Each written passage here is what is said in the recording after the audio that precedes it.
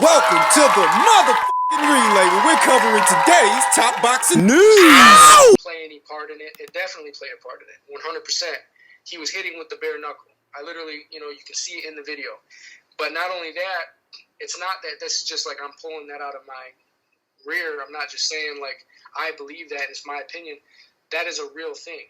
And not only that, but he trained in Detroit for the early part of his career. I grew up in Michigan. I trained in Detroit my whole life. That was a thing that Detroit guys would teach and do in the gyms and even in sparring. But even in amateur fights, they would put the gloves on that way and they would leave them loose and leave them flappy and put the wrist on the knuckle on purpose, and they would actually teach you to do that. That's an old school trick that's been used in gyms in Michigan at least, and maybe even more than that, and probably in more cases that we even know of. For a long period of time. So that is something that he did. It's a tactic. It wasn't an accident. He did it on purpose. I'm not even going to say, look, I don't know where I stand on it. Like I said, just because I've been around it so much, I would never do it myself, and I never have. I never bought into it, but I was always aware of it because I knew that in the gyms they would do it. And I knew when I was fighting a Detroit guy, we had to pay close attention to the way he was wearing his gloves. I can't tell you what Joey Spencer has or hasn't seen in his time coming up over there in that part of the country. Can't do it. Detroit, Michigan. I can't tell you what this kid has or hasn't seen, what he has or hasn't experienced. I can't tell you that. Can't do it. I can't discredit it. I can't disprove it. I mean, can you? No. No, you can't. When this kid's speaking, he's allegedly speaking from experience, and what observations he's making are based on what he has observed. Yeah. But there are those out there who are in a position to talk. There are those out there, professional boxers like Joey Spencer, with more experience than Joey Spencer. And they don't agree with what he's saying. Quite honestly, they are in direct opposition of it. Ishai Smith, former champion Ishai Smith, who's been very vocal the last couple of days in regards to Glovegate, certain members of the LDBC, he had this to say. He says, so y'all are really out here applauding a kid who has 9 fights, stating all Detroit crunk fighters are taught like that? So Gerald McClellan, James Toney, Thomas Hearns, Lennox Lewis, to name a few, all fought with the glove half on? Y'all should be ashamed of yourselves. A young professional really said that's what they teach in Detroit. Yo, all my Detroit crunk fighters, y'all better remember that kid saying that shit. Eddie Chambers, a name I'm sure you're all familiar with. He had this to say. He says, I sparred Tyson Fury for a year and a half straight, so I'm not gonna hear any bullshit on glove or cheating theory. Him and his family worked hard the fair way. I mean, you got Ishai Smith, you got Eddie Chambers, you got Paulie Malignaggi, you got all the people over there at the Mayweather gym saying that this theory's bullshit. You got all these professionals and their professional anecdotes all floating around saying that this Glovegate theory, it's all bullshit.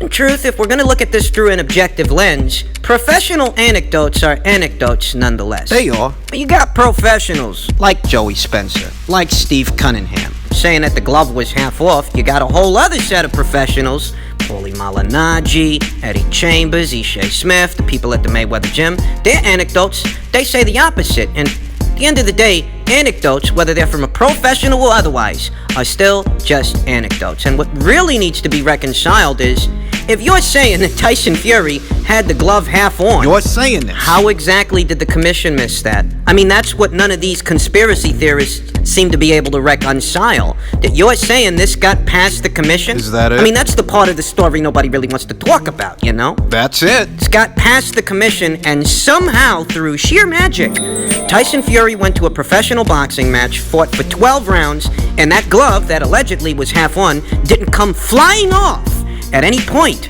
in the fight. Well, that's a little bit hard to reconcile, and I've no doubts. That's why nobody wants to address that part of the story. If you're attempting to look at this entire fiasco through a objective lens, you gotta think about what Joey Spencer's saying. He's saying that in his experience, having come up in Detroit, Michigan, a lot of guys out there, that's what they used to do. That he's not pulling all this stuff out of his ass. This is something that he actually saw, something that he actually experienced. And he is saying this in association with the Tyson Fury-Deontay Wilder fight, but not the second fight, the first fight. But what are you trying to imply exactly? That because Tyson Fury spent some time in the Kronk gym. Is that it? That he's guilty by association? I mean, how many people are we implicating here? Are we implicating all Detroit fighters? Anybody who ever had anything to do with a Detroit fighter or a Detroit trainer? I mean, how many people are we actually talking about here? Are we talking about all the Sugar Hills guys? Are we talking about all the Manny Stewart's guys? Are we talking about all the Jonathan Banks guys? Because it's a lot of fucking guys. You're talking about anybody from Vladimir Klitschko all the way back to Tommy Hearns. Yeah. Okay, so how many people are we going to implicate so that Deontay Wilder and his sore loser fans can have an excuse? For what again? What do you mean for what? Well, they're talking about the first fight. The first fight was called a draw, wasn't it? Yeah, it was. And the first fight was over a year ago, wasn't it? Yeah, it was. And from the time the first fight took place till the time the second fight took place, did you ever hear these guys complaining about Tyson Fury's gloves in the first fight? No, you didn't. You didn't hear any of these conspiracy theorists, whether it's your that young Pharaoh guy, you didn't hear Steve Cunningham, you didn't hear Joey Spencer, you didn't hear none of these guys talking about flimsy gloves after the first fight, even though they had a whole year to talk about flimsy gloves after the first fight, but you didn't hear nothing about it. You didn't hear nothing about it until the second fight. The second fight where Wilder got his fucking ass beat. That's when you started hearing the conspiracy theories, except the conspiracy theories aren't even addressing the second fight. They're talking about the first fight. Now, why is it that none of these glove experts said anything about Tyson Fury's gloves immediately after the first fight? You know, all of a sudden they're very fucking observant. All of a sudden. So why didn't they say anything about Tyson Fury's gloves after the first fight? Could it be because the first fight was called a draw, whereas the second fight, that's the fight where Wilder lost his belt. That's the fight where he got beat from pillar to post. That's the fight where he got his ass kicked. And that's the fight they really got a problem with. I mean, you're sitting here trying to create a narrative, a conspiracy theory involving the first fight, but Wilder didn't lose his belt in the first fight. He got to keep his belt in the first fight because they called it a draw. Your real problem is the second fight, because what you really want... Turn that belt. Turn that belt. Turn that belt. The fight between Deontay Wilder and Tyson Fury 2 needs to be ruled a no contest, and the belts need to be returned to Deontay the Bronze Bomber Wilder. You see, that's what these guys really want, folks. On one end, you've got young Pharaoh trying to use the first fight as some kind of a precedence to have the outcome of the second fight overturned. What? So that the belt can be returned to Wilder? Why? Based on the first fight? He didn't lose the belt in the first fight. He lost it in the second fight. And you have Mr. 78 Sports.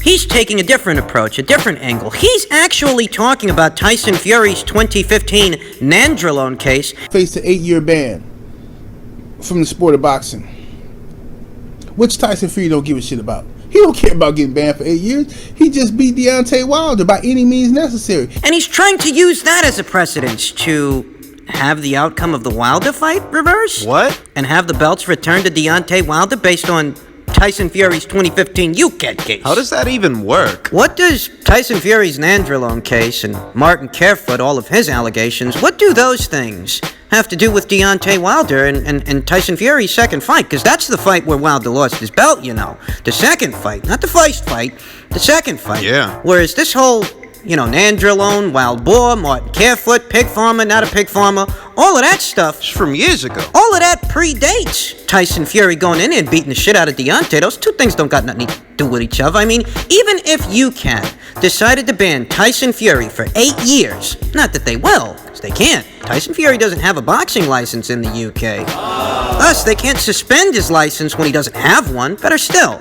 even if they did, what exactly does that have to do with Deontay Wilder and the WBC? Nothing. Tyson Fury wasn't WBC champion when any of this stuff happened, right? Right.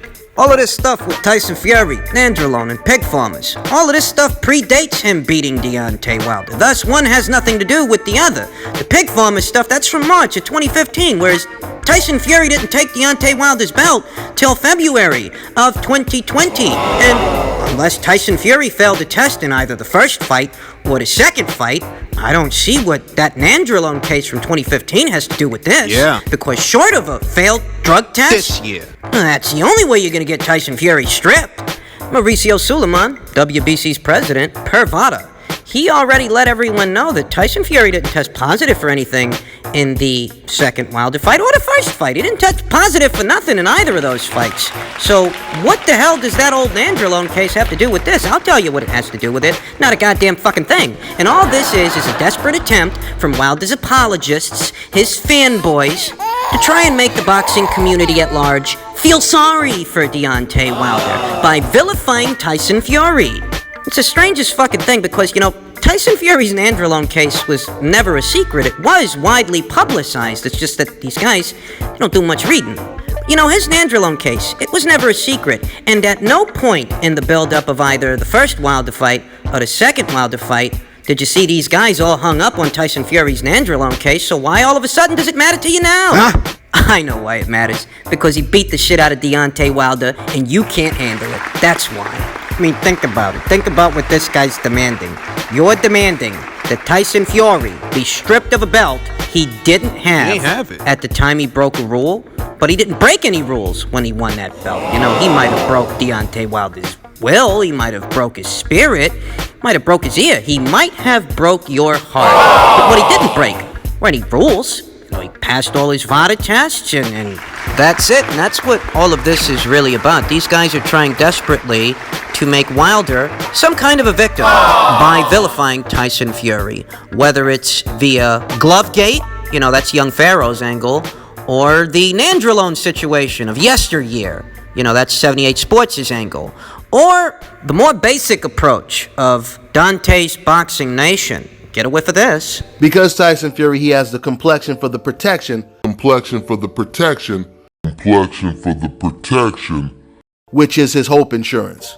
Ah, hope insurance, as in Great White Hope, I assume, right? Right. We all know any Caucasian fighter, any fair-skinned guy that can box a bit is labeled a great white hope by some. Yes, there are people out there that engage in this behavior regularly, and it's not limited to this conversation. It's not limited to Tyson Fury. I've heard this out of anyone from Gennady Golovkin to Alexander Usyk to Vasyl Lomachenko to Tyson Fury. I mean, this is commonplace amongst a certain circle of boxing fans. I want to make this clear that it's not everybody that engages in this very short-sighted, prejudiced, and bigoted behavior. No, it's not everybody.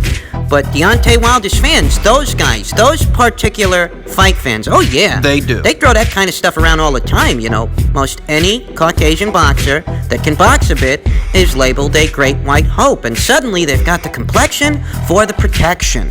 So believe me when I say that these guys will devise all manner of devices to try to sell you a story where Wilder is some kind of a victim. As far as Dante's Boxing Nation is concerned, this is some kind of a civil rights, equal rights issue when it comes to Wilder and Fury. What? Why else would he be citing Tyson Fury's complexion? I mean, what is the relevance of that to the events that took place on February 22nd this year? What are you bringing up this guy's complexion for? What are you trying to imply? That he's somehow getting preferential treatment? Over Wilder? That he didn't win the fight by beating the shit out of Deontay Wilder. No, that's not what won him the fight. That's not what got him the belt. What got him the belt was the preferential treatment. Yeah, break. What does Tyson Fury's complexion have to do with anything? What is the relevance of Tyson Fury's complexion to the shellacking that he gave Deontay Wilder in the second fight? What do those two things got to do with each other? Why are you deliberately misrepresenting this situation, which really is no situation at all? Wilder got beat, fair and square. It is what it is. That's it. Why are you misrepresenting this situation to the boxing community at large? What's the point? Why are you deliberately trying to make it about something that it's not when it's a clear-cut, finite matter? Deontay Wilder lost the fight. Tyson Fury being under investigation, that's not in association with anything he did to Deontay Wilder in either of their two fights. Those two things have absolutely nothing to do with each other. So why are all these guys going to these lengths? Well, that depends. You see, in the case of Young Pharaoh, this guy don't normally make boxing videos, you understand? He doesn't follow the sport all that closely. He only recently decided to take up this particular subject matter. Most of the time, this guy's, he's talking about other stuff. Clickbait, Illuminati, space alien kind of stuff. Whatever he can sensationalize. That's, more or less his angle. And in this particular instance, he saw the reaction that the Wilder versus Fury rematch was getting, so he decided to make some coin off of that. That explains his angle of the situation. But when it comes to the more familiar faces, you know, your 78 Sports, your Dante's Boxing Nation, these guys put all their eggs in one basket when it comes to Deontay Wilder. They became his unofficial mascots. And nobody wants to be a mascot for a losing team, right? Right. So what they've got to do now is they've got to try to make people feel sorry for Deontay Wilder, make him out to be some kind of a victim, vilify Tyson Fury for making good on his word. He said he was going to knock out Deontay Wilder, and that's exactly what he did, fair and square. Zvada tests came back clean in both of those fights, and these were the same guys that were actually advocating for this fight, for the first fight and the second fight, more so than the Joshua Undisputed Heavyweight Championship title fight. They were advocating more for this than that, and they got more than what they bargained for, as did their hero, as did Deontay Wilder.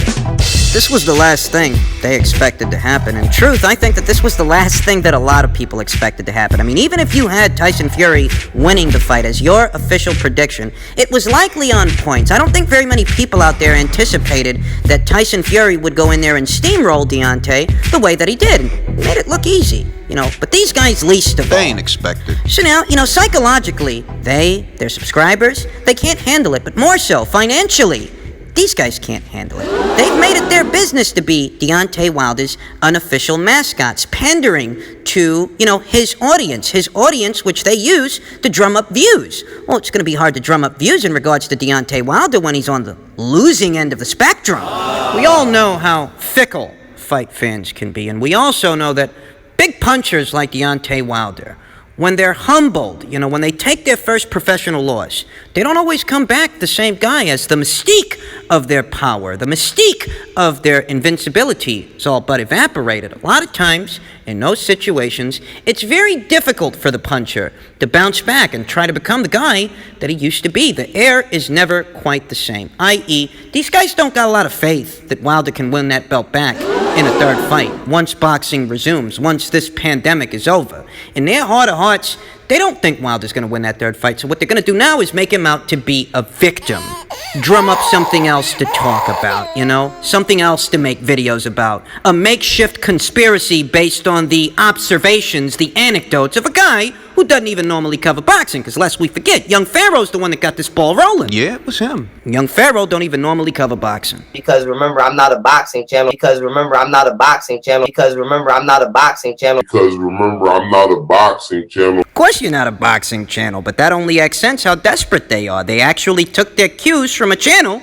It's not even a boxing channel, and that is the crutch that they have so chosen to lean on in these difficult, very trying, desperate times. I mean, you got the pandemic to think about. There's that. But there's also that Wilder got his fucking ass kicked.